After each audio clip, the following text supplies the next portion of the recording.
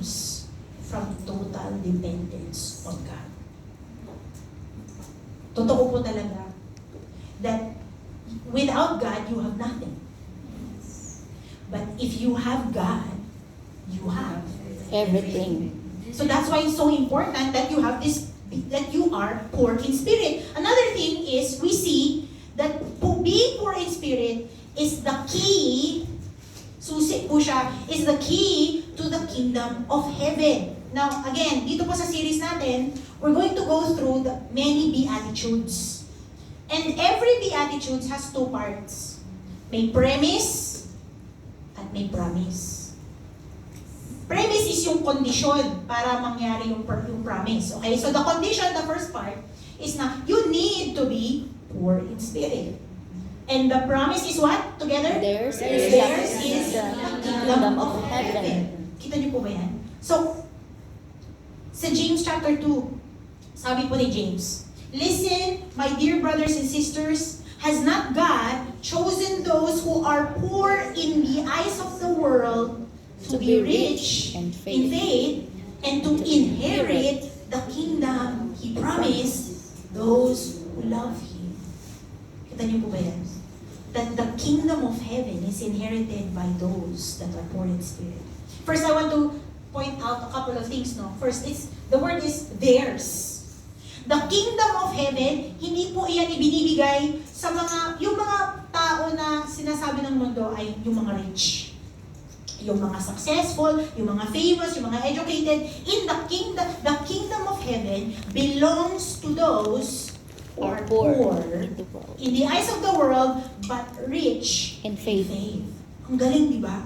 So, kahit na sabihin na ng mundo, ang kawawa ka naman, church ka lang ng church. Wala man lang nakalagay dyan sa Instagram. Support.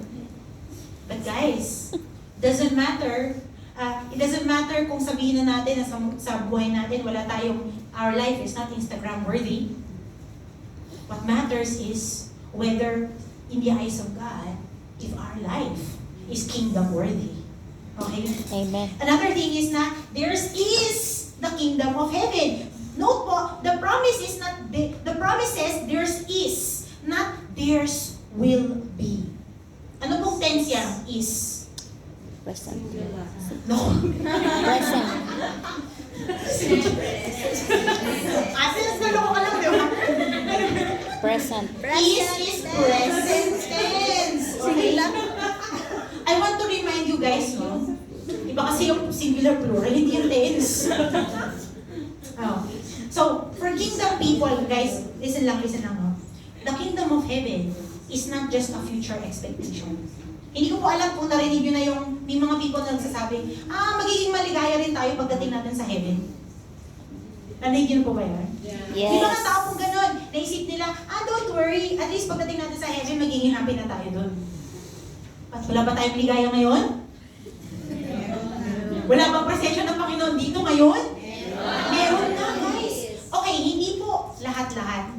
Hindi pa po natin nararanasan ang buong, yung full experience of the kingdom of heaven. But those who believe in Jesus, you are already in the kingdom of heaven. And so kahit na ngayon, you can already taste. Natitikman na natin kung what it will be like in heaven. Can you imagine that? And another thing is that it says, theirs is what? The kingdom of heaven. Alam niyo po ba?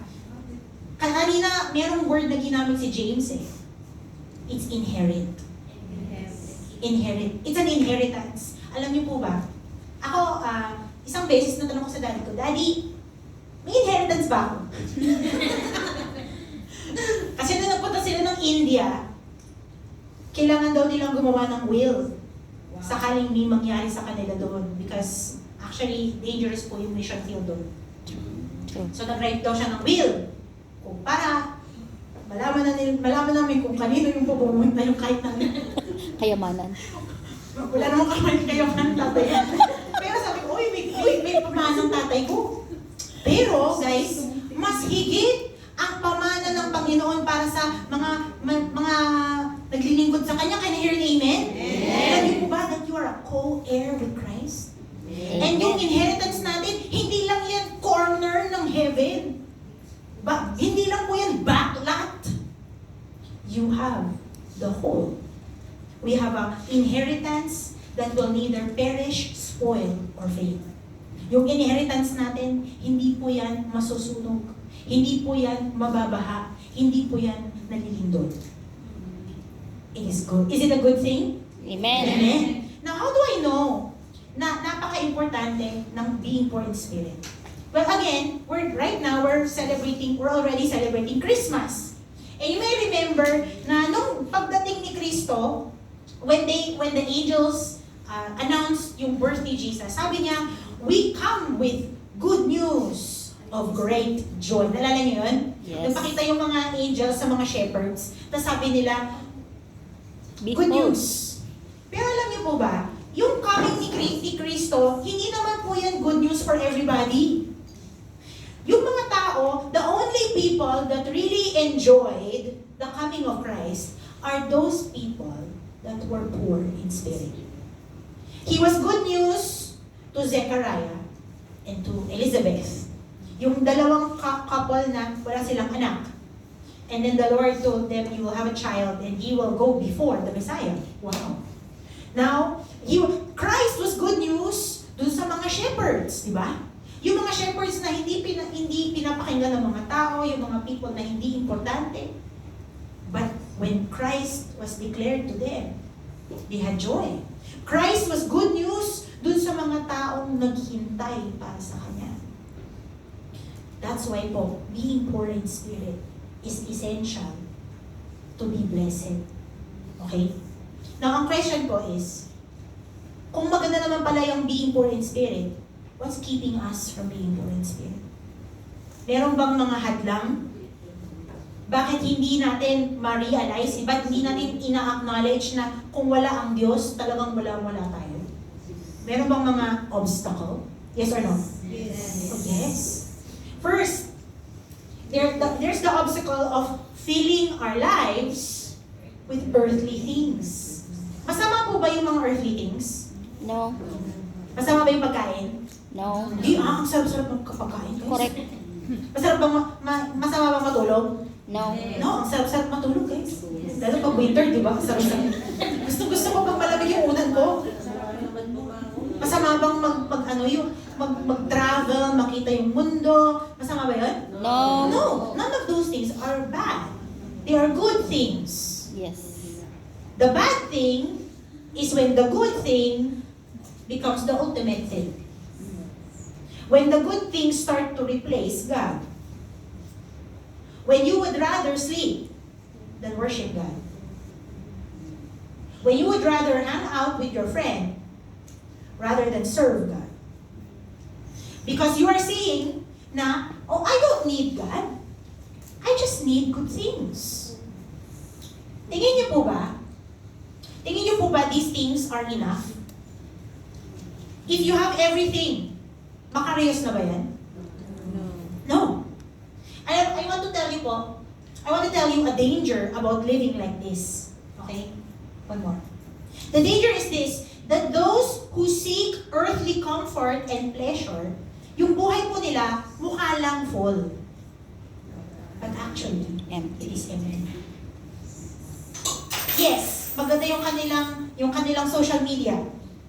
Yes, parang ang daming marami silang nagagawa sa buhay nila. Their life seems full, but actually, their life is empty. Sino pa sa inyo naka-receive ng giant na Christmas present? Wala pa. Anong pinakamalaki na na-receive nyo?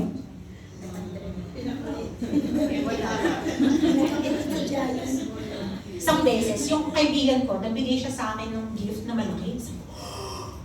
Naka-ano pa, plastic pa siya, ganyan. And I was so excited. Nung inopen ko na yun pala, Mali. newspaper siya. yung gift na, yung layer by layer siya, tapos one by one mo siyang i-open. Masaya rin naman ako doon.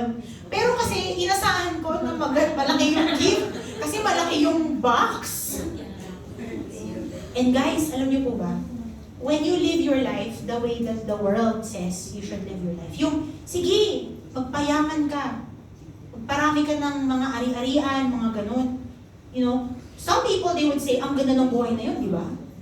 But again, their life looks full, but it's actually empty. The Lord gave this warning do sa church in Laodicea. He said, Revelation chapter 3:17, you say, I am rich. I have acquired wealth and do not need a thing.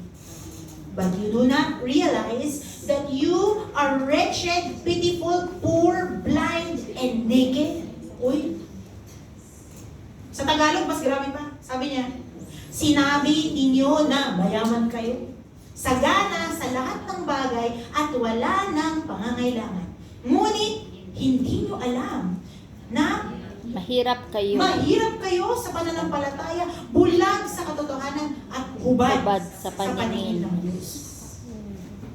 Alam niyo po ba, this is the life that the people in this world are saying, this is it. Yung pala sa paningin ng Panginoon, hubad-hubad lang kayo. If we live according to the ways of this world, niloloko lang natin yung sarili natin. Niloloko lang natin that we have everything that we need. But actually, we don't. So it's the first obstacle. Yung you are trying to fill your life with yung mga bagay na panandalian lang naman yun. Guys, totoo talaga, you cannot bring any of those things to heaven. True. There's a second obstacle. And ito yung mas grabe. It's self-sufficiency.